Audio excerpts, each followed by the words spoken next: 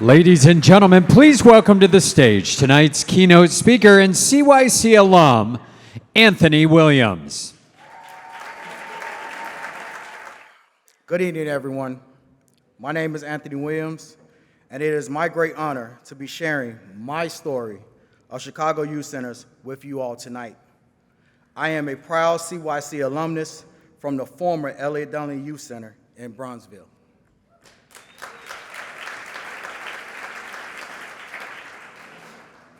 Before I share my journey with CYC, I'd like to take this quick moment to recognize any other fellow CYC alumni in the room tonight.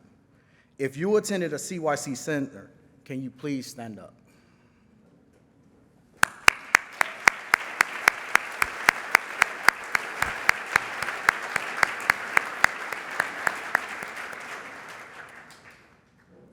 I am a member of a very dedicated CYC family. I am one of 9 siblings, and every one of the Williams kids grew up going to CYC. I like to say I am the youngest of the group, but I am not the baby. Please, I'm not the baby. CYC was literally in my backyard, not even a block away. Back in the day, school let out at 2:30, and my siblings would all walk from the back of the building just across the alleyway, right into the youth center. I was 5 when I finally got a chance to go to CYC. I remember as a kid, I wanted to follow behind my brother and my sister. There were so many things that we could still do in the neighborhood. Like we had monkey bars, we had swings, we had the sliding board. But when I heard my sister say, "I'm going to CYC," I look up and be like, "I want to go." And then, of course, I'll get an answer of, "Do I got to take him?" So, of course, you know that comes with the hurry up. My mom would make them hold my hand and take me right over to the youth center. For the next 15 years, CYC was my home away from home.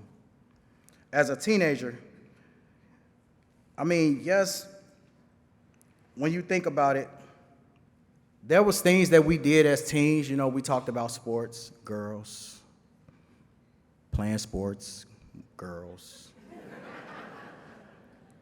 But you know, in high school, I had friends that were like, "Hey, are you going to the youth center?" And I'm like, "Yeah, I'm going because I got a project due like Friday and today is Thursday. So I hope I can get into the computer lab." Every day it was something fun at CYC. They had art classes, the computer lab. They had basketball, but most of all, in our neighborhood, we had a swimming pool. We got a lot of opportunities to go on field trips, too. We went to some museums. We went to the Bulls game, Comiskey Park, White Sox. We went to the Cubs, and we also went to the Bears games. We didn't always sit in the nosebleed section, though. When I got older, I noticed my sister was a part of a group called Teen Council.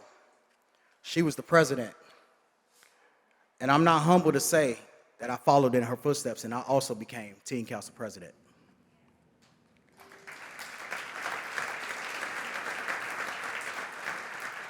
Teen Council provided a structure for kids from different CYC centers to get to know one another in the community, to work on community projects, prepare resumes for summer jobs, things of that nature. Eventually, after I graduated from the CYC programs, I became a camp counselor. Back when CYC had, back in the day it was called Chief Magasabi, but it's also known as Rosenthal in Michigan. I had counselors from Chicago, but it was an amazing part to team up with other counselors from around the world. We had counselors from Africa, Asia, and Australia, South America, that would come out. I remember this one time there was this guy named Tommy from Australia, and he was putting this pasty thing on this cracker. And he was like, "Hey, mate, this is the best stuff you'll ever try. Try it out." I'm from Chicago. I don't even eat tuna. But I knew what that was. It was Vegemite. You weren't getting me with that. Now, you wouldn't believe that at this camp, I taught archery. I was the Chicago Robin Hood. It was awesome. I used to take the kids out into the archery set and line them up and tell them, please don't shoot the arrows. Please be careful, they're dangerous. And of course, I had this one kid who just wanted to be the next me. So he picked up his bow, he picked up his arrow, and he just started swinging his arrow around, and he actually shot the arrow. And the kids was like, ooh. So he's like, I got it. And he ran out to go get his arrow. But when he reached to grab the arrow, he got bit on his hand by a snake, because we had snakes and spiders also in the woods. So when I walked to him, I noticed that he got bit. I looked and saw what kind of snake it was. I picked him up in my arms, and I ran a quarter mile back to the campsite. An ambulance call later, the kid was fine. But I couldn't get any more kids to do archery. So, of course, I asked Mr. Keneal Rule, can you please let me bring the archery set to the field so the kids can play? The center was so much fun, but the truth is, it also gave a lot of kids, including me, an opportunity to stay safe, to stay out of harm's way from the violence in our neighborhoods. Growing up as a kid, I saw things that I shouldn't have seen.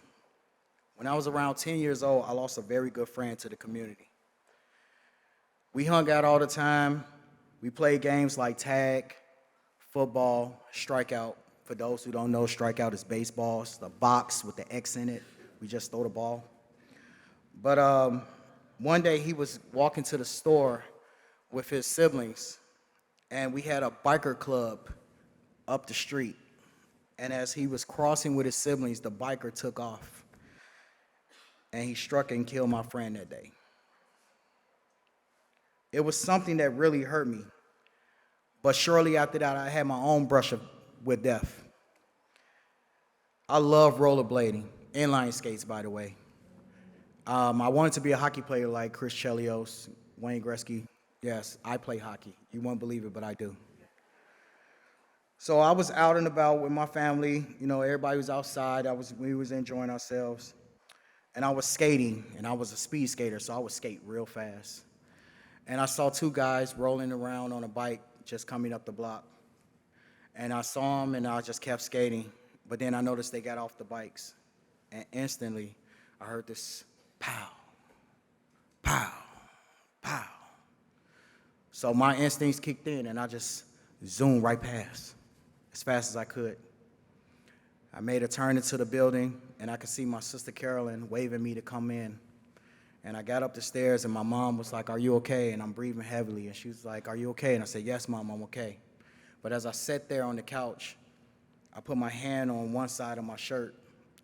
There was a hole on the right side that also matched a hole on the left side. God saved me that day.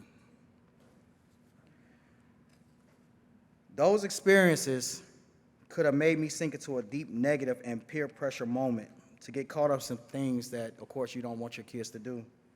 But I had two loving parents who strived to keep me uplifted and made sure that I wouldn't be hanging outside in the streets anymore, that I would be at that CYC program.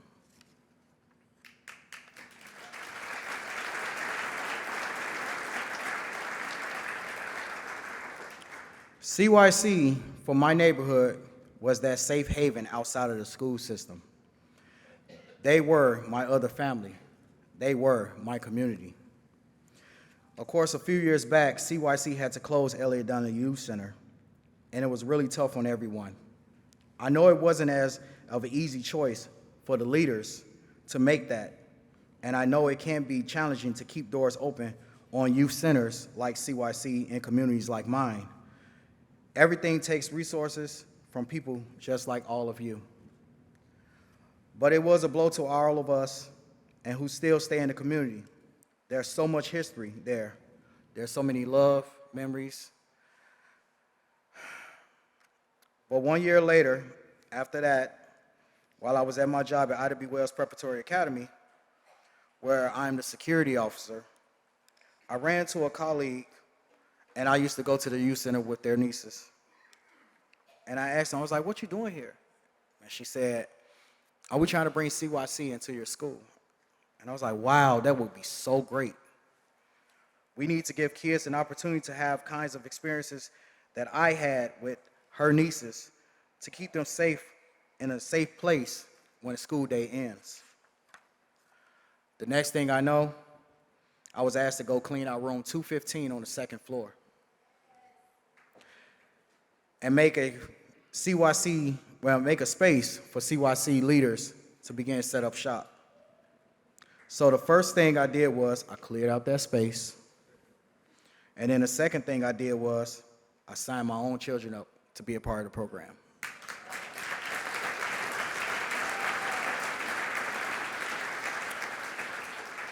So I'm standing here saying, yes, this CYC alum is now a CYC parent at a CYC school partnership.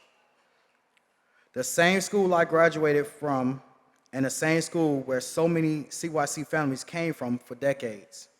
So now, one of my sons, Lyndon Williams, my daughter, Alyssa Williams, and my niece, London Williams, they also stay back to go to CYC at Wells Prep Elementary.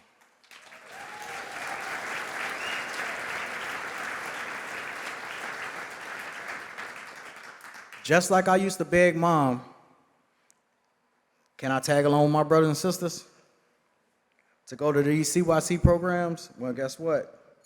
Now my daughter will actually say, I want to stay, and my son would be like, really? I mean, let's be honest, the kids love CYC programs. They just love it. In truth, all the kids love it, and because of CYC, it isn't just a few after-school clubs. It's a community within our community. They are part of Wells, not just housed at Wells. CYC might be in a different building now, but they are still family. The connection that I've seen happen in these walls of this building is the same energy that I received when I went to EDYC. When Miss Morgan walks in every day, coffee in her hand, she lights the room up as soon as the kids see her. They're so happy to meet her. That's what's special about CYC. The youth workers are mentors, and it gives our kids hope. It shows them that not only do they have their family at home, but they have close people in the neighborhood, a community that builds around them. Like the old saying about how it takes a village to raise a child, CYC is a part of our village. Anyone in this room who are parents, you all know that it's priceless that our kids have a village, to not have to feel like you're doing it all alone. Feel like your kids are not safe out there, or that they aren't getting the kind of support that they need and deserve, like other kids in the city, because they live in a different neighborhood or go to a different school. I'm telling you all my story tonight for two reasons. Reason number one, because CYC is special, and I know everyone gets to come out and experience it. I think it's pretty amazing that the things that made CYC special back in the 80s and the 90s, well, guess what? They still doing that right to this day. CYC gave me and my family so many things to help us on our journeys to discover our best selves. They are still doing that right now.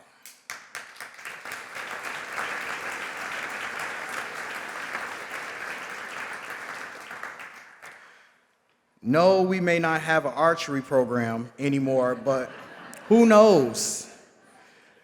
Dr. Vincent Iswebu, maybe I could start the club up again and put it in the back of the school and teach our kids how to shoot some arrows. The other reason I'm telling you my story is because all of you in this room have the power and the potential to help CYC keep going strong. You are part of our village, whether you realize it or not. You contribute, you help make new connections to people who care. You spread the word about CYC, you foster partnerships, and mentor children.